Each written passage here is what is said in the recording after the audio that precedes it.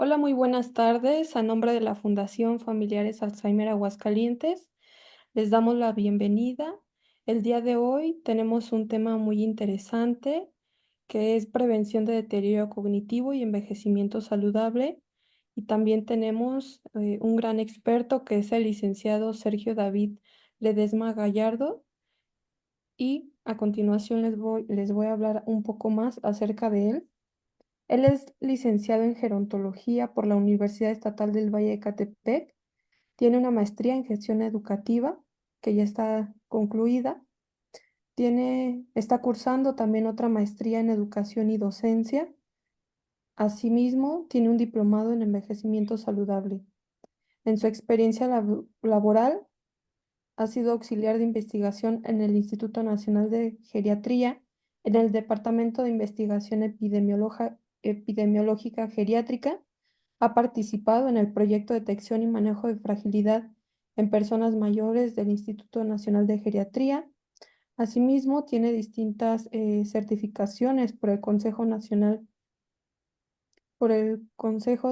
Nacional de Normalización y Certificación de Competencias Laborales, y actualmente es responsable de la línea de investigación sobre salud y bienestar, también del proyecto de investigación e identificación de las condiciones de envejecimiento saludable en personas mayores que asisten a los servicios que les ofrece la Universidad Estatal del Valle de Ecatepec. Es docente de la licenciatura en gerontología y ha recibido también algunos reconocimientos. Por ejemplo, ha sido beneficiario de la beca Becarias y Becarios de Excelencia del Estado de México en 2016, y también beneficiario de la Escuela de Artes, Ciencias y Humanidades de la Universidad de Sao Paulo, Brasil. Licenciado Sergio, muchas gracias por haber aceptado la invitación. Sea muy bienvenido y le cedo la palabra. Sí, muchas gracias. Gracias a todos por la invitación y a todos los que forman parte del equipo para que este tipo de sesiones y jornadas se lleven a cabo. Me voy a permitir compartir mis diapositivas. Y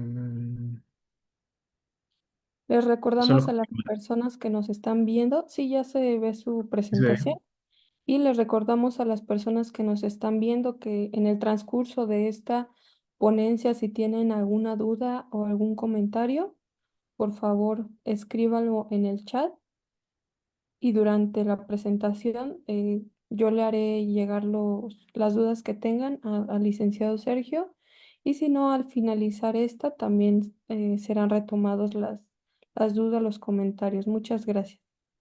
Sí, sí, gracias. Y entonces, bien, vamos a iniciar con el tema.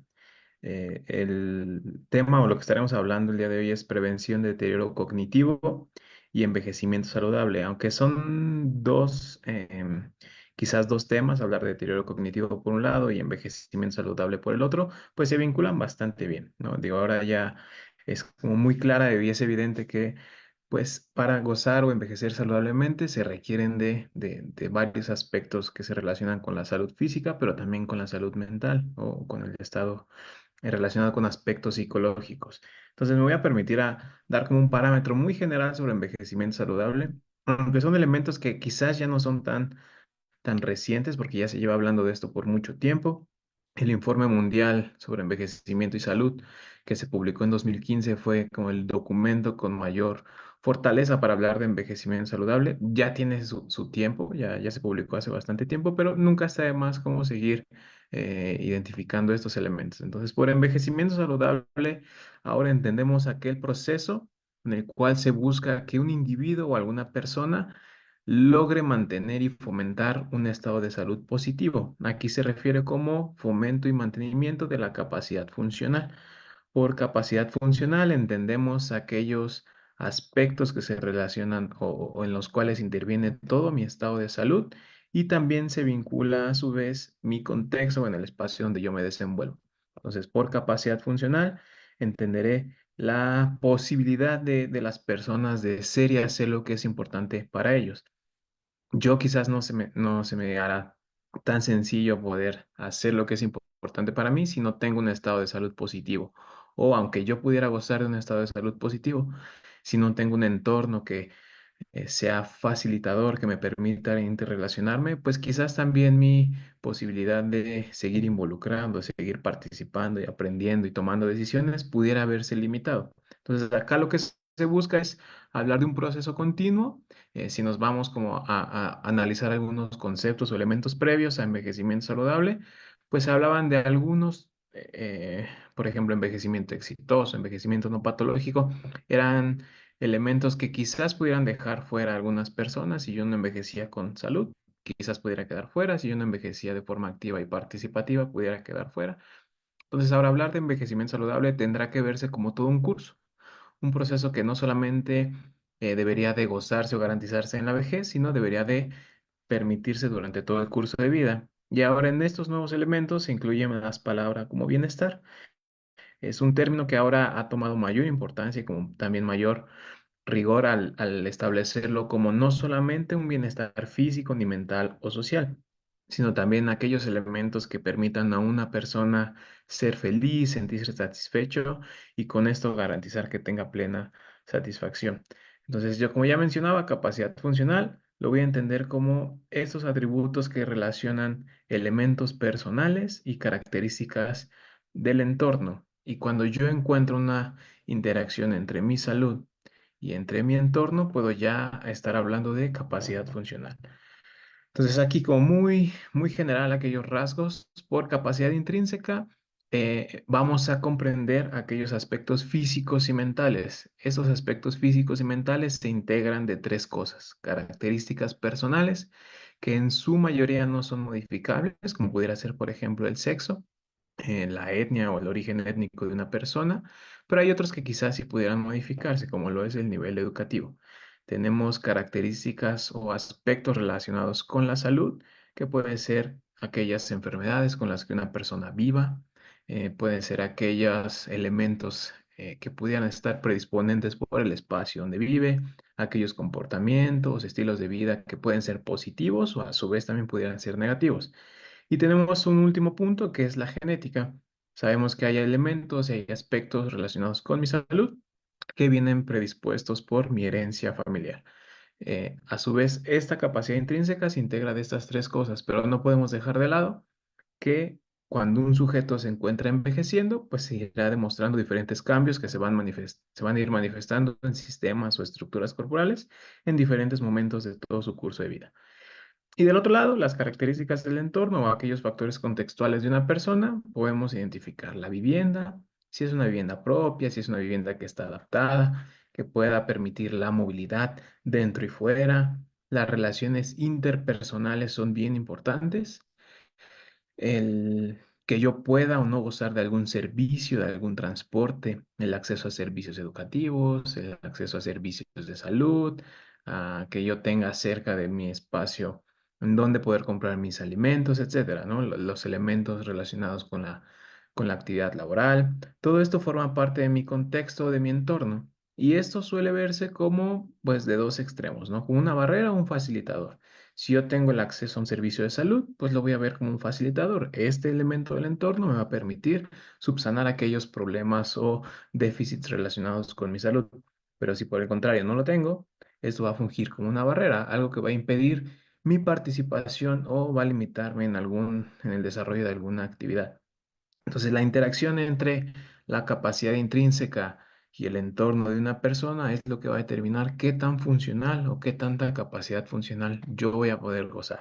Entonces, aquí tendrá que existir un equilibrio positivo entre ambas, ¿no? O sea, importa mucho el estado de salud de una persona, pero también importará a su vez cómo se encuentra el entorno. Tendremos que buscar siempre la interacción que sea de una forma positiva. Entonces, ahora, ¿cuál es el contexto en el cual estamos como en estos momentos? A pesar de que es posible vivir más años, no siempre se suele identificar que la vejez sea una etapa o un momento de la vida en el cual se goce de buena salud, ¿no? Aquí hay muchos elementos que pueden estar jugando, ¿no? Uno de ellos es la disminución de la capacidad intrínseca asociada al envejecimiento, pero también aquellas pérdidas o déficits que se han ido manifestando durante todo momento. Entonces aquí es un gráfico que nos habla de los elementos que hemos hablado hace un momento En la línea roja representamos la capacidad intrínseca, aquellos atributos físicos o aspectos físicos y mentales de una persona, ¿no? Todo lo que veíamos como características personales, características de salud y la herencia genética. Entonces es esperado que una persona por proceso de envejecimiento, su capacidad intrínseca vaya disminuyendo, como lo representa la línea roja, ¿no? Entonces ahí podremos ir identificando diferentes tipos o características de personas, aquellas que tienen una capacidad alta y estable, que solemos verlos como aquellos sujetos sanos, robustos, que pueden seguir haciendo sus actividades de forma independiente, pero cuando esta capacidad intrínseca disminuye un poco más, encontramos aquellas personas con características como la imagen central, en la cual pueden hacer uso de auxiliares de la marcha, ¿no? Quizás ya hay un problema de movilidad, pero no es un problema tan impactante como para que deje de salir o de participar. Podemos encontrar aquellas personas en riesgo de fragilidad, que viven con dos o más enfermedades, que tienen alguna enfermedad crónica, pero no es tan impactante como para condicionar o limitar su funcionamiento.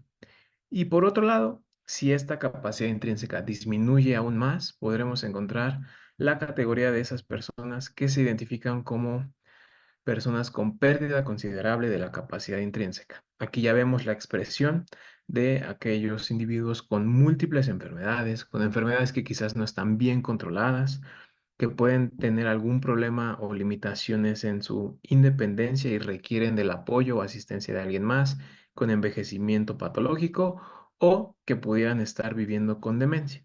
Entonces, esto es capacidad intrínseca. La disminución de esta capacidad es algo esperado.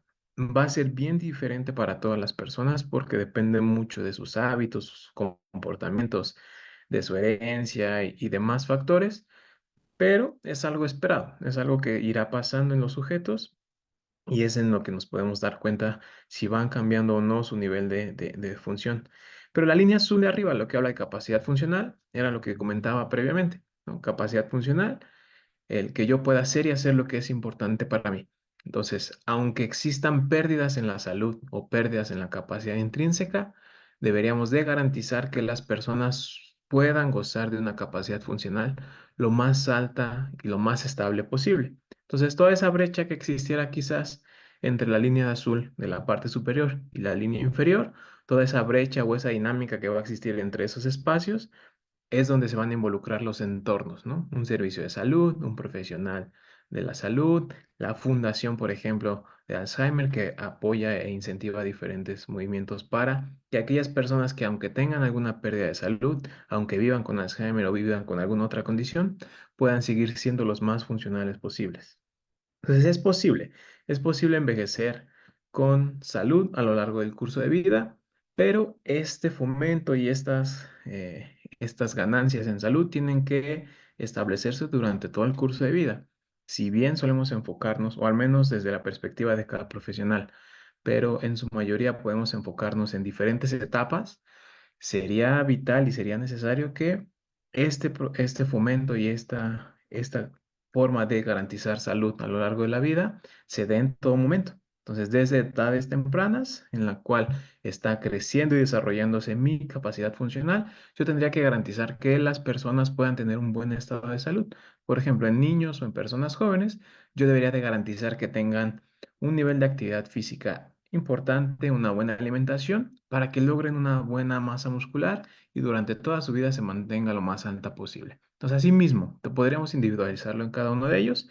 Entonces, en la edad temprana tendríamos que garantizar que las personas tengan un buen desarrollo, en la edad adulta que lo mantengan lo más alto o lo más elevado posible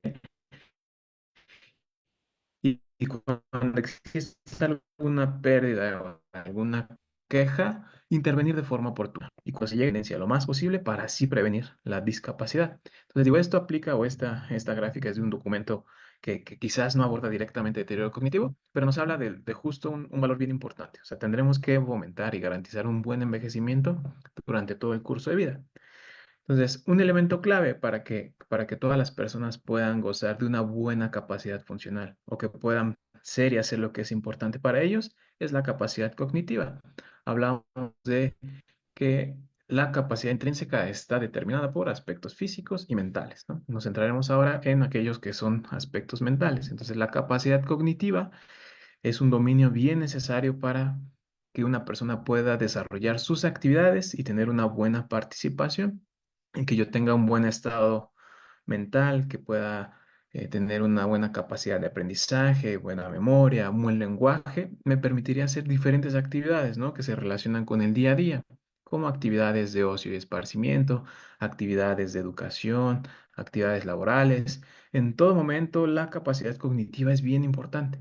Entonces, el que yo preserve un buen estado cognitivo, de una buena salud mental, me va a permitir a mí hacer mis actividades de forma independiente y quizás no requerir del apoyo o asistencia de alguien más para seguir teniendo este nivel de función.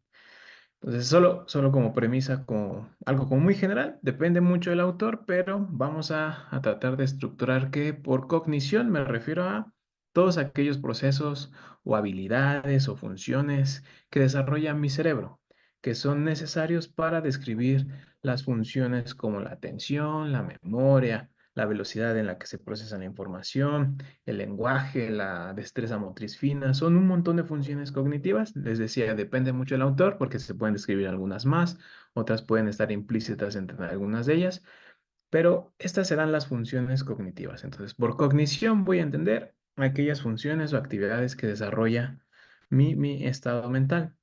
Entonces, para identificar o para tratar de sospechar cuando alguien tenga deterioro cognitivo, voy a enfocarme en si alguna de las funciones que están descritas arriba, yo identifico que tiene algún grado de déficit, o sea, alguna alteración, alguna disminución o pérdida de una o varias funciones, es cuando yo puedo sospechar que una persona tiene deterioro cognitivo. O sea, si veo que ahora le cuesta un poco más de trabajo recordar cosas que antes recordaba con facilidad, si veo que quizás no tiene tanta facilidad para prestar atención, quiere citar o nombrar a algunas personas y tiene confusiones en el lenguaje. Quizás son quejas mínimas o expresiones como muy sutiles, pero me pudieran apoyar o pudiera yo estar sospechando que alguien tiene deterioro cognitivo. Si queremos describir esto ya con una forma más estructurada, pues podemos hacer uso de elementos como en los criterios diagnósticos. Entonces, por deterioro cognitivo estaremos entendiendo aquel déficit o aquel síndrome en el cual una persona tendrá un rendimiento cognitivo por debajo a lo esperado para su edad y su nivel educativo. Es bien importante hacer uso de estos dos elementos, que es la edad y el nivel educativo, porque yo no puedo esperar el mismo rendimiento cognitivo de alguien que no tiene una formación educativa o de alguien que tiene incluso algún postdoctorado, ¿no? O sea, ese es un parámetro bien importante. Y asimismo no podré esperar un mismo rendimiento cognitivo de alguien que tenga una edad cronológica menor comparado con alguien que tenga una edad cronológica mayor. Depende mucho de estas variables, por eso deterioro cognitivo será cuando una persona demuestre un nivel cognitivo menor a lo esperado para su edad y su nivel educativo. Pero aquí la distinción importante es que el trastorno neurocognitivo leve o deterioro cognitivo existe alguna pérdida, algún déficit o alguna alteración en alguna función cognitiva, pero no es tan impactante como para modificar su funcionamiento o como para interferir con las actividades de la vida diaria. Quizás las personas tengan que hacer uso de alguna adaptación, de alguna estrategia, pero siguen conservando en su mayoría la independencia. Entonces aquí muestro una como progresión hipotética de lo que se supone o se espera que pueda. En primer momento tengo cambios esperados que se consideran como normales. O sea, hay disminución de la capacidad intrínseca que se asocia meramente con un proceso de envejecimiento. O sea, hay cambios en diferentes funciones y estructuras corporales que lo que van a hacer es que mi función cognitiva pudiera limitarse un poco, pero no tiene que ser tan significativos como para interferir con las actividades. Entonces, progresando a esto, tendría el trastorno neurocognitivo leve. Este es identificado como un estado clínico que puede preceder al trastorno neurocognitivo mayor, en el cual ya existen cambios y en funciones cognitivas, pero aquí estos cambios son tan impactantes que pueden afectar al nivel de función. O sea, las personas no siempre preservarán su nivel de independencia. Además, pudiera estar acompañados de otros cambios como conductuales o de comportamiento, pero pues ya pudieran estar así. Entonces, es esperado o es identificado que aquellas personas con deterioro cognitivo, que es la línea central o el punto central de aquí de esta diapositiva, son más propensos a desarrollar trastorno neurocognitivo mayor o demencia comparado con sujetos que envejecen de forma normal. Entonces aquí es un buen momento para hacer una buena intervención e identificar a aquellas personas que tengan riesgo de desarrollar trastorno neurocognitivo mayor. Entonces aquí hay una nueva como, bueno, no es nuevo, es algo como que se está tratando de utilizar, que es hablar de un término que es envejecimiento cognitivo saludable. Entonces, como ya se ha mencionado, hay procesos y cambios en el estado cognitivo que pueden considerarse como esperados. Entonces, el envejecimiento cognitivo saludable es aquella trayectoria cognitiva caracterizada por el perfil individual, lo que mencionábamos, o sea, cada persona tendrá cierto rendimiento cognitivo, cierto nivel de función, según sus características personales, su sexo, su escolaridad y demás, ¿no? Entonces, estos cambios o este estado cognitivo mitigará los efectos del deterioro social, conductual y neuronal que se relaciona con la edad. Entonces, nada más como para describir que es esperado envejecer con diferentes cambios y esto no debería de ser tan impactante como para que se considere a la persona ya con algún problema o trastorno neurocognitivo. Entonces, aquí siguiendo como con la evidencia, la población lo que ya mencionaba, aquellos que tienen trastorno neurocognitivo leve, tienen un riesgo mayor de desarrollar demencia. Es por eso que quizás sean estas personas, digo, todos son como vital ir a una buena intervención, pero aquellas personas que ya se encuentran con algún problema o queja cognitiva son quienes más deberían de beneficiarse de alguna intervención para poder envejecer saludablemente y así prevenir o tratar de limitar la aparición de un trastorno más complejo. Entonces, por ello es vital o debería de ser importante hacer una buena evaluación e identificación de factores de riesgo individuales. Ahora, se conoce que hay muchos elementos que pueden estar presentes para que yo tenga un riesgo cognitivo. Algunos son prevenibles, otros no son prevenibles, pero quizás sí controlados.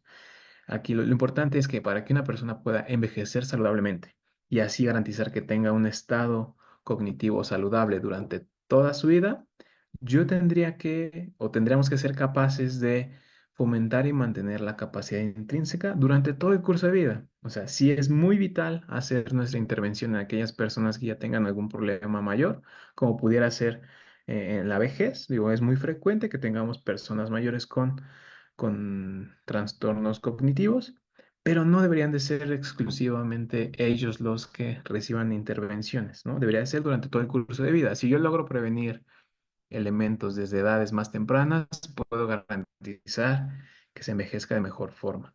Entonces aquí hay algunas causas y factores que pueden ser potencialmente prevenibles, que ya están bien identificados algunos, otros aún se sigue trabajando en ello, pero lo motivante acá es que, aunque se puedan ya identificar algunos, pues tendremos que trabajar sobre ellos, ¿no? O sea, hay algunos elementos que no son aún identificables.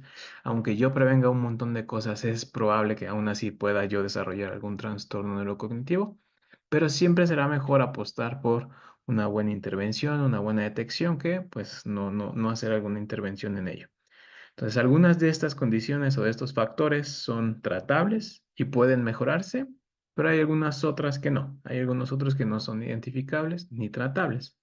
Por ejemplo, uno de ellos es la edad cronológica. La edad cronológica es un factor o un elemento que aunque yo lo identifique y lo tenga bien presente, pues no lo podré modificar, ¿no? Porque es algo que ya está determinado. Pero aquí solamente quiero como mostrar que la edad cronológica suele ser un factor de riesgo importante porque a medida que se incrementa la edad, se puede incrementar la prevalencia de demencia o de deterioro cognitivo. Entonces aquí tenemos dos imágenes, lado izquierdo demencia, lado derecho deterioro cognitivo.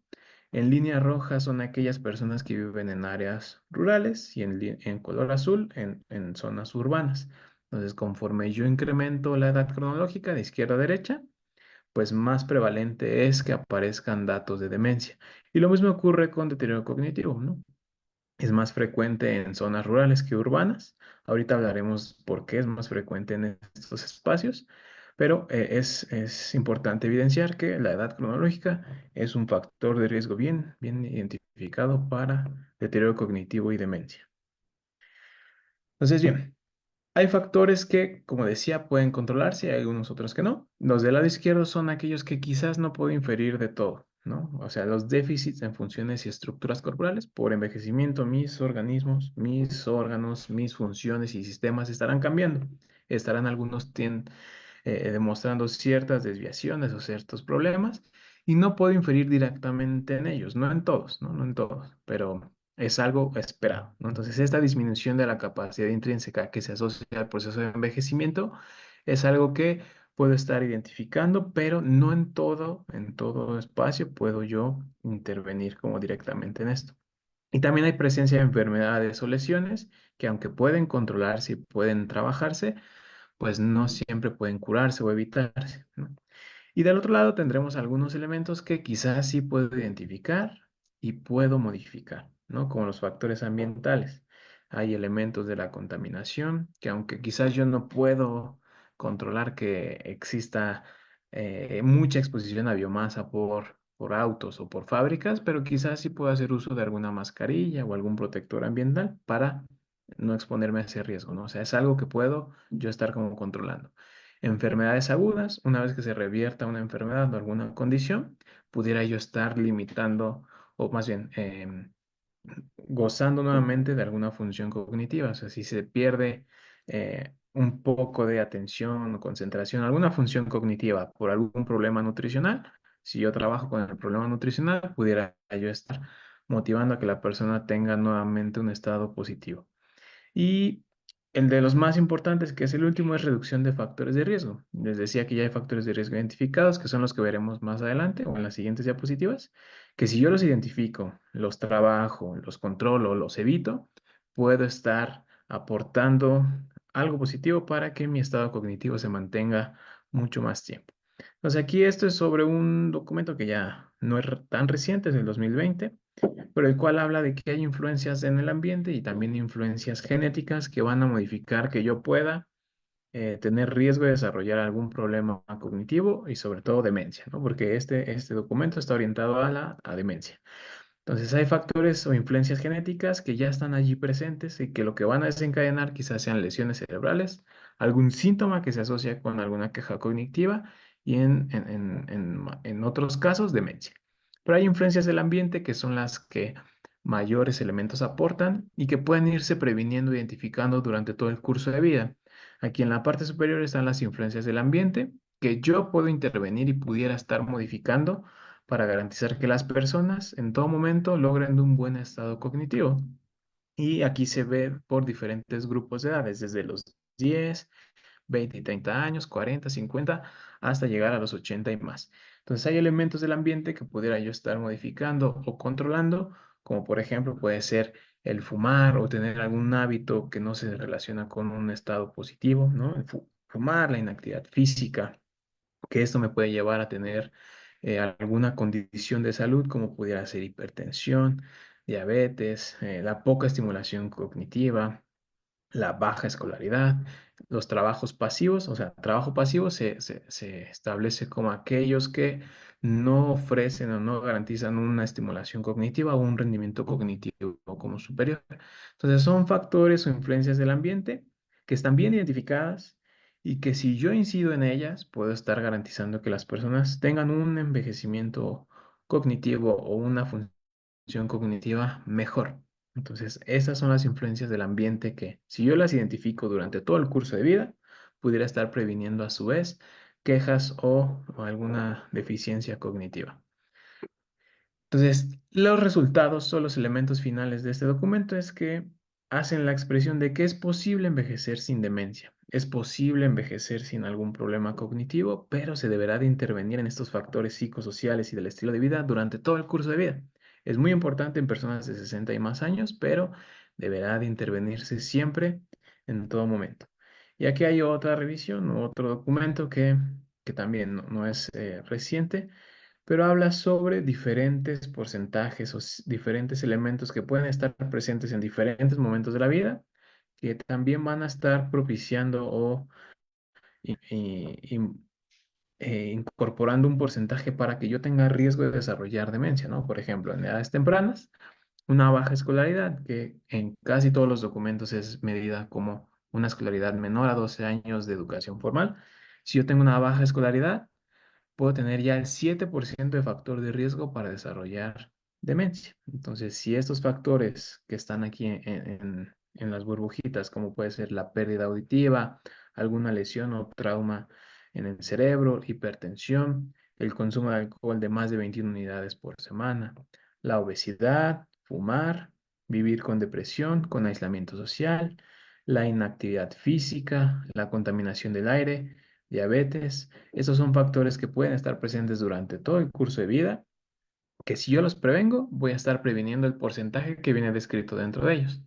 Pero si yo los tengo o vivo con ellos, tengo ese factor de riesgo o ese porcentaje para desarrollar demencia.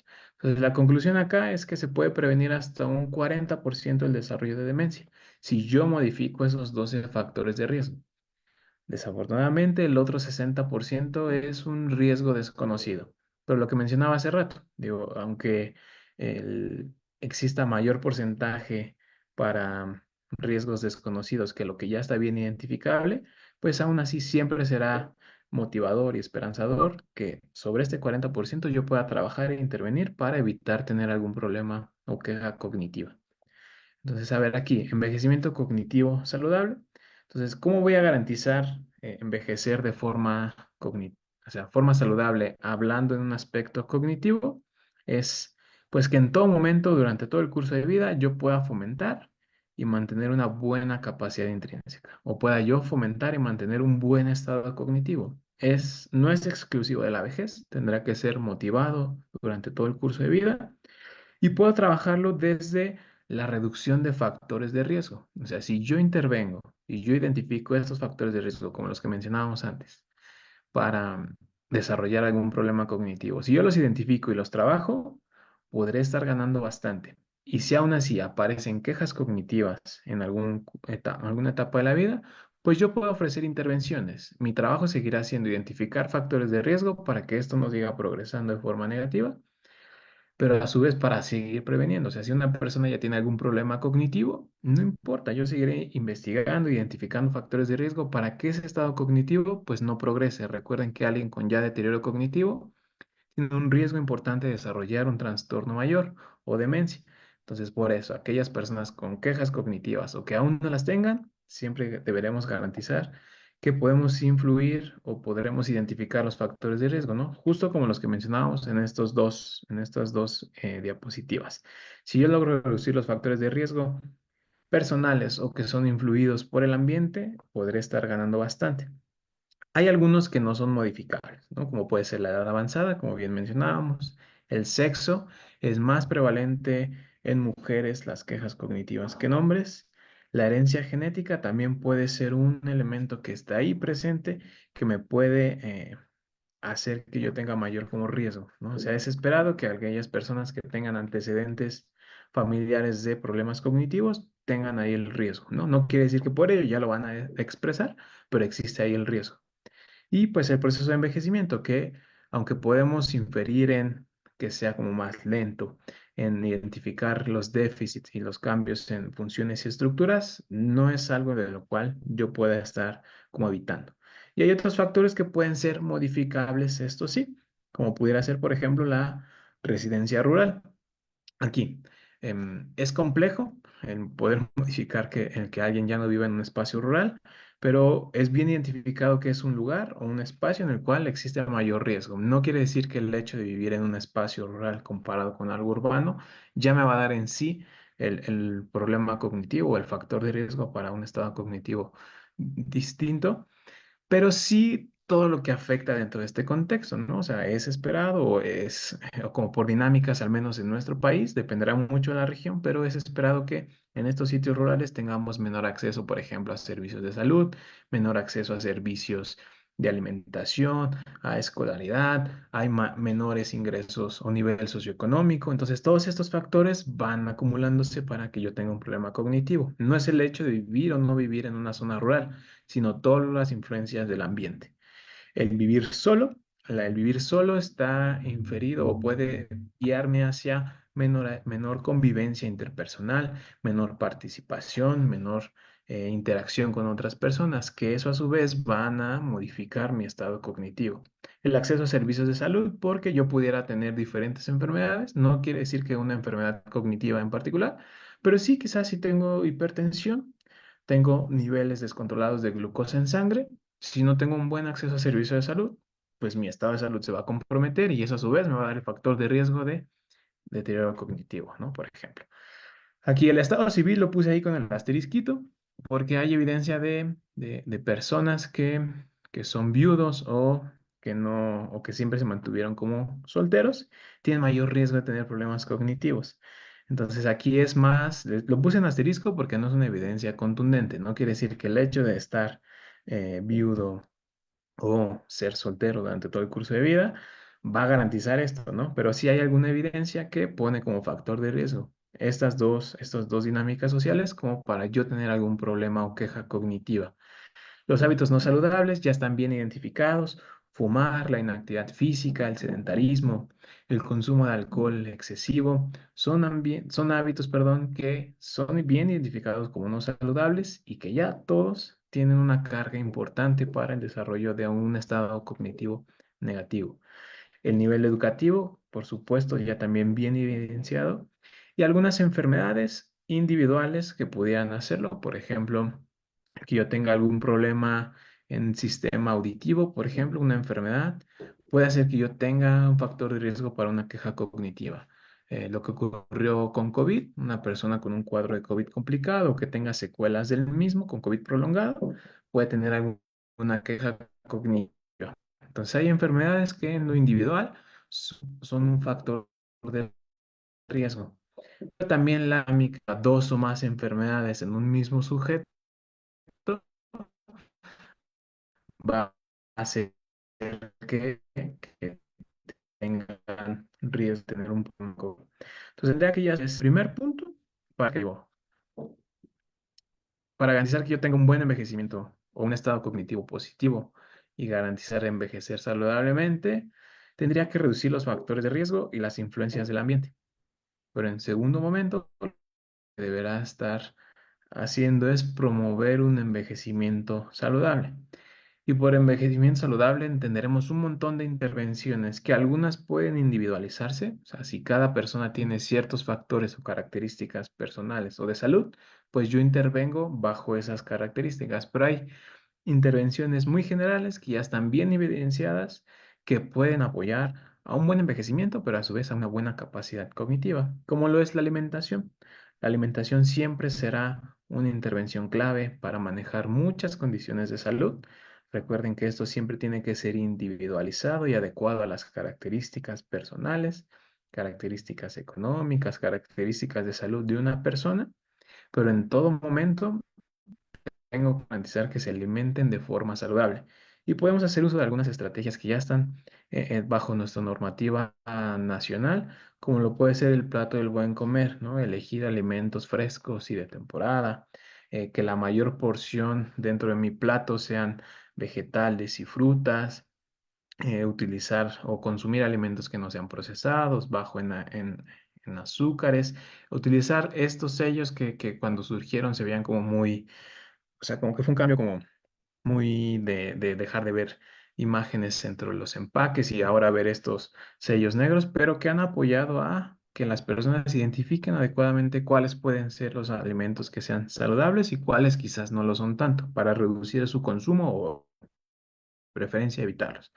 El consumo de alcohol también no se relaciona directamente con la alimentación, pero sí con un estilo de vida que pudiera estar ahí presente y afectar. Entonces, se recomienda que el consumo de alcohol sea lo menor posible, de preferencia evitarlo, pero si se consume, hay que hacerlo con los tragos máximos que se recomiendan al día, ¿no? Que para adultos es uno para mujeres, dos para hombres, y en personas mayores se recomienda un trago independientemente del sexo. Otro de las intervenciones para fomentar hábitos saludables es incrementar la actividad física, como ya se ha sugerido en directrices internacionales o incluso lo que motiva la Academia Nacional de Medicina de México, es que a la semana yo acumule ciertos minutos de actividad física. Lo mínimo esperado es actividad física moderada, de 150 minutos a 300 minutos a la semana. O si elijo un tipo de actividad física que sea más vigorosa, pudiera yo estar cumpliendo de 75 a 150 minutos semanales de actividad física vigorosa para yo estar cumpliendo con la exigencia o la actividad física mínima recomendada por semana. Eso es actividad física. Recuerden, todo tipo de movimiento o actividad que genere un gasto de energía. No puede ser desde trotar, desde barrer la casa, la lavandería, la jardinería. Son actividades en las cuales yo estoy haciendo actividad física. Pero para garantizar que sea una intervención más completa y mejor estructurada es hacer ejercicio físico, una actividad bien planeada, organizada y que tenga el objetivo de mejorar la salud. Y para que se considere un programa multicomponente, tendríamos que estar involucrando ejercicios de diferente categoría, ¿no? Como ejercicios de equilibrio, ejercicios para mejorar el acondicionamiento pulmonar, para mejorar la flexibilidad y de fortalecimiento muscular. Si yo garantizo que en un programa logro trabajar estos cuatro componentes a la vez, estaré haciendo un programa multicomponente. Pero ya hay evidencia de algunos otros programas que pueden apoyar o aportar a mantener un buen estado físico y eso a su vez, de manera indirecta, estar trabajando con un buen estado cognitivo, ¿no? Como pueden ser los ejemplos que están del lado derecho. Hay uno como muy importante que es Be Afraid, que es una de las estrategias como más utilizadas ahora en diferentes ambientes, desde atención primaria, en segundo nivel de atención. Entonces suelen ser programas en los cuales yo pongo a las personas a hacer ejercicio físico y que pueden aportar a un buen estado o a una mejora de la capacidad locomotriz, pero a su vez permitir que tengan un buen estado cognitivo. Hay actividades que también son útiles, como lo es la estimulación cognitiva. Ya tiene una buena evidencia o un buen sustento la estimulación cognitiva y debe de ofrecerse diariamente. O sea, si yo tengo un paciente o alguna persona que tenga alguna queja cognitiva, como pudiera ser memoria, me enfoco en trabajar la memoria, pero no dejo de lado todas las demás funciones. Hay que tratar de preservar las funciones lo mejor posible. Y lo que sugiere la Organización Mundial de la Salud es que todas las personas, independientemente de su estado cognitivo, deben de recibir estimulación cognitiva. Tengan o no tengan deterioro cognitivo, hay que fomentar la estimulación cognitiva y lo podemos hacer a través de diferentes estrategias, actividades individuales, actividades grupales, actividades en las cuales solamente yo tenga que hacer algún ejercicio por ejemplo, sin hacer tanta actividad, algunas que sean con mayor movimiento, entonces, dependerá mucho de la persona y aquí hay algunos ejemplos, ¿no? Ahora se puede hacer uso de diferentes estrategias, no solamente de actividades como las teníamos antes, de memoramas, sudokus, ahora ya hay estrategias bien útiles y bien innovadoras, ¿no? Como pueden ser estos programas que están del lado derecho, ¿no? A través de luces, reaccionar, a través de juegos o videojuegos, poder poner a las personas a hacer estimulación cognitiva y esto debería de ofrecerse diariamente o por lo menos pues 5 veces a la semana en un periodo como importante de tiempo, pero todas las personas, independientemente de su nivel cognitivo, deberían de recibir estimulación cognitiva. Ahora, otro punto importante es si las enfermedades me están propiciando que yo tenga problemas cognitivos, pues hay que prevenirlas. Entonces, la prevención y un buen control de enfermedades puede apoyar a evitar las quejas o los problemas cognitivos a futuro. Pero aquí también hay algo importante que es la autogestión de enfermedades, o sea, volver a las personas como una persona prioritaria en el control de su propia salud será también necesario. No hay algunos programas como es el Tomando Control de tu Salud, en el cual yo me vuelvo un sujeto responsable de mi propia salud y adopto o involucro ciertos hábitos en mi vida y en mi día a día que me ayudarán a prevenir enfermedades. Pero también la prevención y control de otras más, como del lado izquierdo, vienen ahí esos iconos en rojo y en gris hablan de, por ejemplo, la capacidad sensorial, aquí la audición. Entonces ya está bien identificado que la capacidad sensorial, en específico la vista y la audición, son dos condiciones que si se previenen y se mantienen lo mejor posible durante todo el curso de vida, me pueden apoyar a prevenir un estado cognitivo negativo.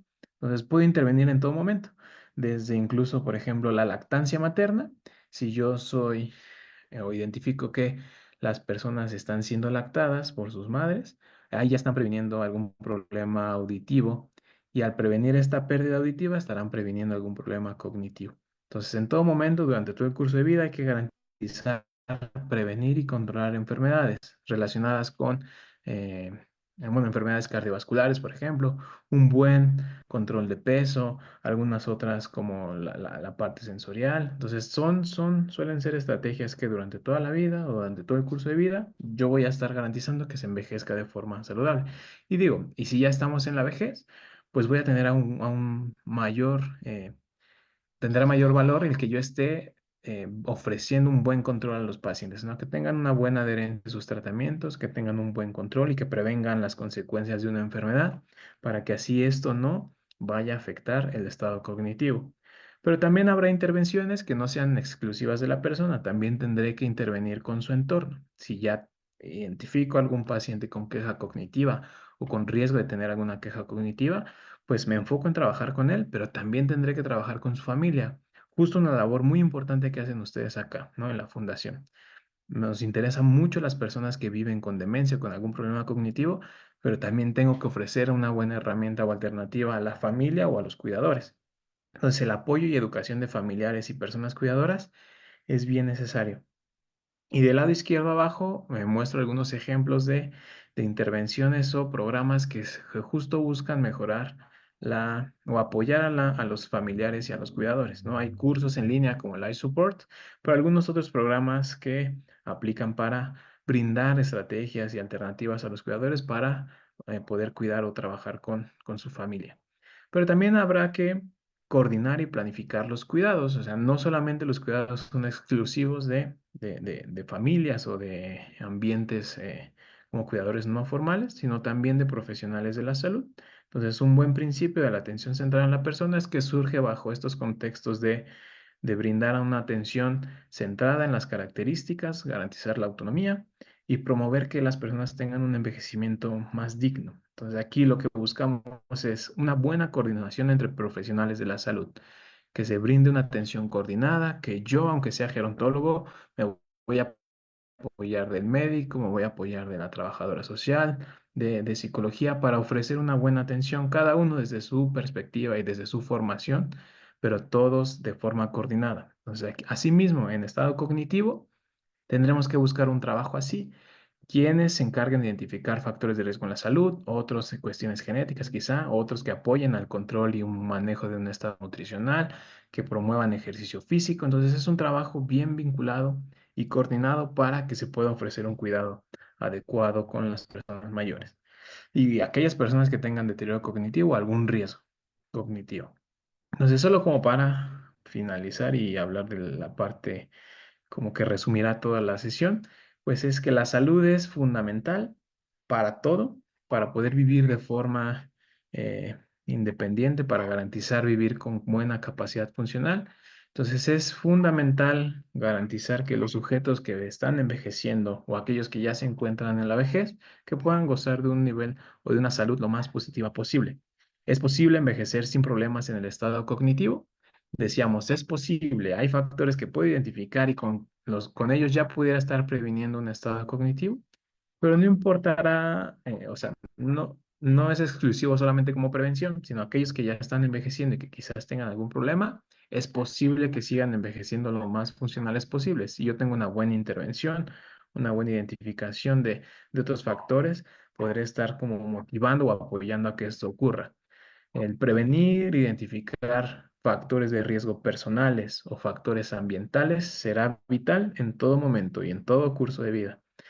Es importante en la niñez ciertos factores, en la edad adulta otros factores, pero en la vejez otros factores. Pero el cúmulo de esta identificación durante toda la vida me va a permitir ahí poder mermar las quejas cognitivas o poder ralentizar el que aparezca algún problema en el estado cognitivo. Entonces, la promoción de hábitos saludables, un buen control de enfermedades y intervenciones o ofrecer intervenciones oportunas va a ser clave. El que yo pueda garantizar que se envejezca lo más saludable posible, va a apoyar a que menor frecuencia o menor prevalencia de deterioro cognitivo encuentre. Pero aún así, aquellos que ya tengan alguna queja cognitiva, hay que motivarlos o hay que incentivar a que sigan adoptando estos hábitos saludables para que este estado cognitivo que tienen ahora no empeore, no siga progresando. Y aún así, aunque ya tengan un trastorno en el cual sea más complejo, como pudiera ser demencia, no importará, yo seguiré interviniendo, promoviendo hábitos saludables para que este estado pues no pueda afectarse, ¿no? Y no solamente recuerden que son intervenciones exclusivas para las personas que vivan con algún problema cognitivo, sino para su contexto también. Bueno, entonces eso es como todo lo que eh, aportaría yo para el día de hoy. Le agradezco mucho su atención y si hay alguna duda o pregunta, pues con mucho gusto la podemos trabajar. Muchísimas gracias, licenciado Sergio, por esta presentación tan enriquecedora. Y sí, lo mencionó en todo momento y me gustaría nuevamente enfatizarlo, la importancia de fomentar un envejecimiento saludable en el curso de vida, ¿no? No esperar a los 60 años, 65 años, sino, por ejemplo, todos los nietos, las personas jóvenes que tienen esta convivencia ya con familiares con algún deterioro cognitivo, con algún tipo de demencia, que esta preocupación sobre su salud pues no sea solo a partir del hecho de que tienen algún familiar con alguna de Sí. estas condiciones, sino realmente el fomentar y el ser responsables de su propia salud desde los pequeños, ¿no? Correcto. Muchas gracias. Y bueno, hay algunos comentarios. Le envían saludos María Esther Floriano López, Perla Villarreal Castillo desde Panamá, manda saludos. Hace un comentario que dice, ¿será posible planificar u organizarse para una vejez saludable? ¿Se podrá prevenir algunas cosas o mejorar el entorno o algunas capacidades? Excelente explicación. Bueno, esto lo respondió durante la presentación y Sí. posterior dijo excelente explicación. Y María Álvarez Sánchez nos dice, ¿por qué una persona intelectual también puede tener demencia? Bueno, aquí lo que sugiere la evidencia es que el nivel educativo, mientras más elevado sea, pues más factores eh, sectores tendrá, pero pues bien se sabe que no será como lo único, ¿no? Hay otras leyes cerebral, la exposición a factores ambientales, la exposición a cambios que pueden asociarse con procesos de envejecimiento que aún así van a motivar el riesgo. O sea, por una parte importante es tener una buena reserva cognitiva que puede garantizarse con un nivel educativo elevado. Pero aún así, digo, aunque se intervenga o se fomente una buena educación, un nivel elevado, pues hay factores que pueden estar allí presentes que aún así van a motivar a que ocurra. Digo, y eso está bien como trabajado y se ha hablado en diferentes sesiones acá. Entonces hay lesiones que pues no pueden prevenirse o no pueden identificarse hasta que ya se expresan en las personas. Entonces quizás será por eso. Así es, y pues sabemos que eh, sigue en investigación el tema de demencias. Hay mucho todavía por saber, por descubrir y que aún no se ha encontrado el origen, hablando, por ejemplo, de un tipo Alzheimer, ¿no? Bien, nos Ujú. dice Mauricio Yebra, muchísimas gracias, excelente, muy buenos tips, gracias. Y también la pregunta, licenciado Sergio, entonces, ¿la demencia senil existe? Bueno, pues no. Digo, eso ya está como bien trabajado. Ahí demencia senil se asociaba con que era exclusivo por el hecho de estar envejeciendo o de las personas mayores. Digo, eso ya se sabe que no.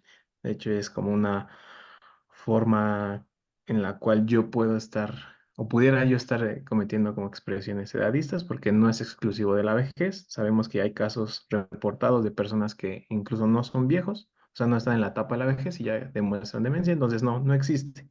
O sea, lo correcto será ahora hablar como de demencia y tipificar en caso de que pueda identificarse el tipo de demencia de la cual se está hablando o describirlo solo como trastornos neurocognitivo mayor o leve y ya. Pero si demencia senil no existe.